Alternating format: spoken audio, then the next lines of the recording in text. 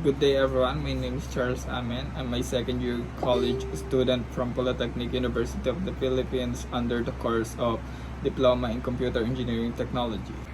So first of all, what is the case all about? So the case of Chavez versus Gonzalez GR number 168338 that was decided on February 14, 2008 was brought before the Supreme Court of the Philippines. The petitioner Francisco Chavez challenged the actions of Raul M. Gonzalez, who served as the Secretary of Department of Justice and the National Telecommunications Commission or NTC. The lawsuit focused on activities that took place following the local and national elections in 2004. It all began when Ignacio Bunye, the press secretary, asserted that the opposition was attempting to topple the government by leaking an audio recording of the purported mobile phone conversation between President Gloria Macapagal Arroyo and a senior member of the Commission on Elections, which is yung COMELEC. It was claimed that wiretapping was used to obtain the conversation between the two parties. After that, the number of people, including attorney, with regard to the alleged overheard talks involving the president and the first gentleman, Comelec Commissioner Garciliano, and the late Senator Barbers, Alan Paglia, and others have each released their own accounts. Raul Gonzalez, the Secretary of the Department of Justice, responded by admonishing anybody who would be held accountable for the tapes possession or dissemination under the Anti-Wiretapping Law, Wiretapping Act. Additionally, he directed the National Bureau of Investigation to look into and pursue media outlets that were involved in dismantling or publishing the tape contents between the conversation of two parties. So what are the facts of this case? Ignacio Bunye, the press secretary, informed reporters on June 5, 2005 that the opposition intended to topple the government by making public an audio tape purporting to be the conversation between Gloria Macapagal Arroyo and a senior member of the Commissions on Elections, which is in COMELEC. It is believed that wiretapping was used to audio record the talk. Later, during the press conference at Malacanang, Secretary Bunye showed two copies of the tape, one of which was purportedly the entire recording and the other was spliced or something na altered, na bago. This would indicate that the president had given the COMELEC officials instructions to rig the elections results in the president's favor. It appears that Secretary Bunye initially acknowledged the President Arroyo's voice before retracting it. Additionally, on June 7, 2005, former President Joseph Estrada's attorney, later Alan Paglia made a cassette recording of the wiretap public that he claimed to be authentic copy. Respondent Department of Justice or the DOJ Secretary Raul Gonzalez issued warning to journalists on June 8, 2005, stating that one in possession of the copy of compact disc or CD or broadcasting or publishing any of its material could face legal repercussions under Wiretapping Act. These individuals include attorney and Secretary Bunye Paglia. Additionally, he said that one with first-hand knowledge of the crime being committed or being committed in their presence might arrest those who were in possession of or broadcasting tapes in the question. In subsequent press conference on June 9, 2005, Secretary Gonzalez reportedly gave the National Bureau of Investigation or NBI instruction to pursue media outlets found to have caused the spread. So yun yung nakapagpakalat sa media outlets. Yan.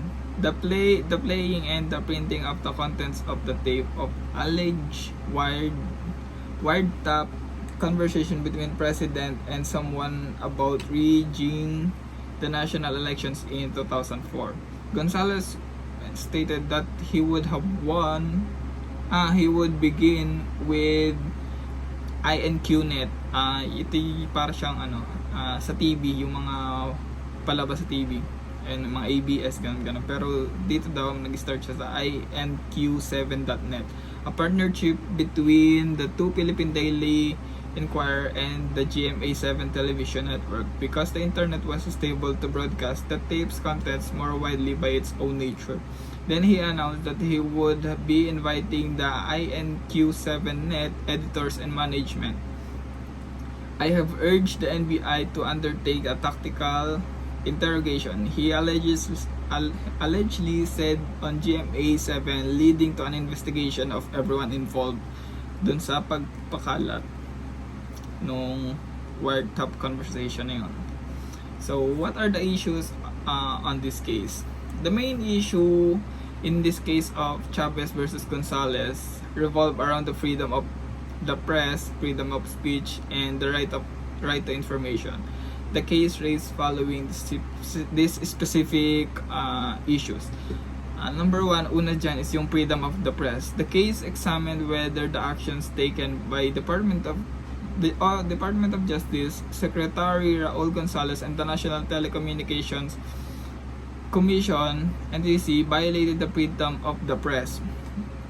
It questioned whether the warnings and broadcasting aimed at the media organizations and individuals possessing or broadcasting the alleged wiretap tapes constitute an infringement on the press rights to report and disseminate information. Yung number 2, yung pangalawang issue, ito, right to information. The case also addressed the right of the public to access information. It is questioned whether the warnings and the actions by the DOJ Secretary and the NTC hindered the people's rights to receive accurate and truthful information about the matters of the public concern. Ayun. Yung number 3, interpretation of the Anti-Wiretapping Act. Ayun. Another issue was the interpretation of Anti-Wiretapping Act. The case examined whether the possession and broadcasting of the alleged wiretap conversations by media organizations and individuals constitute a violation of law, considering the circumstance and the right of the freedom of expression, which is the number 4 is ito. The nature of the prior restraint in the present case. The NTC action restraining the airing of the Garci tapes is a content-based prior restraint because it is directed at the message of the Garci tapes. The NTC claims that the Garci tapes might contain false information and unwillful misinterpretation, and thus should not be publicly aired. It is an admission that the restraint is content-based. Overall, the case involved a balancing act between the government authority to regulate certain activities such as wiretapping and constitutional right of the press, freedom of speech, and the public's right to access information. What is the ruling of the Supreme Court about this case? Based on the records of the case, the respondents failed to meet the clear and present danger test in proving that the acts in question do not infringe upon freedom of speech and of the press. The main concern of the government appears to be the potential airing of the tape recording that may violate the anti-wiretapping law. However, the evidence presented by respondents is unclear and insufficient to satisfy the clear and present danger test.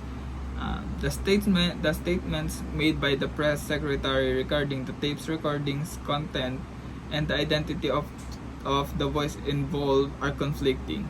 Moreover, the integrity of the recorded conversation is questionable, as there are different versions of the tape presented.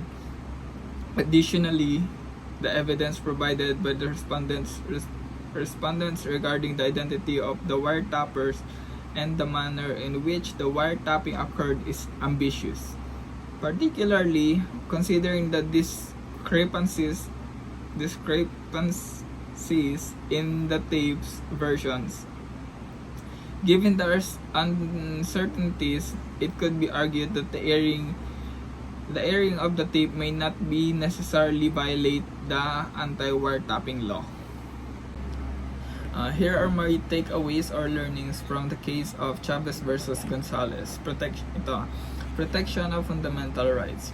The case reaffirms the significance of protecting fundamental rights such as freedom of speech and the press. The rights are essential in democratic society and should only be restricted in exceptional circumstances. Clear and present danger test. The application of the clear and present danger test highlights the high threshold that must have been met to justify restrictions of freedom of speech and the press. It emphasizes that the mere speculation or potential harm is not sufficient. There must be clear and present danger of substantial evil. So yun pala yung clear and present danger test. So hindi siya nakabase dun sa potential na mangyayari. Kailangan meron siyang clear indication na may masamang gagawin na intention, ganon. Hindi siya yung planning or something na ganon. Ang kailangan is yung intentional, gagawin niya mismo on the act na sinabi niya, ganon. Burden of proof. The burden of proof rests on the government or those seeking to restrict freedom of speech as the press. They must provide clear and convincing evidence to demonstrate that the restriction is necessary and meets the requirements of the clear and present danger test. So parang ganun lang din, burden of the proof. So overall, the case reinforced the importance of protecting fundamental rights, applying rigorous tests for restrictions, ensuring due process, and engaging in thoughtful constitutional interpretation. These principles serve as valuable guidance in safeguarding freedom of speech and the press in a democratic society. So that's all. Thank you for listening.